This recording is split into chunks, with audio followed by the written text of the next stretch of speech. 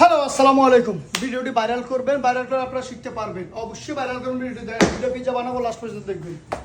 Pizza বানাতে একবারে সোজা, আপনারা চাইলে পারবেন। আর আপনারা অবশ্যই আমার পেজে গিয়ে দেখবেন কিভাবে পিজ্জার খামির বানাতে হয়, কিভাবে পিজ্জার সস বানাতে হয়। তো এগুলো আপনারা দেখলে আপনারা অবশ্যই পারবেন।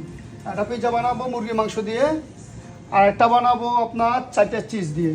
তো এগুলা যারা নতুন আছেন, যারা রেস্টুরেন্টে কাজ করেন, তাদের অবশ্যই কাজে লাগবে। তো এটা হবে চারটা চিজ দিয়ে, একটা, দুইটা,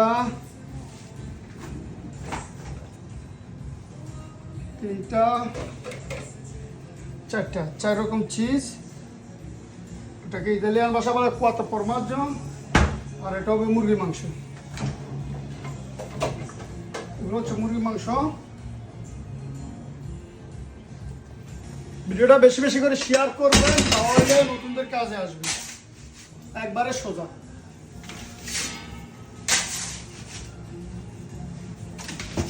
তো অবশ্যই সবাই ভালো থাকবেন, দোয়া করেন। আসসালামু আলাইকুম।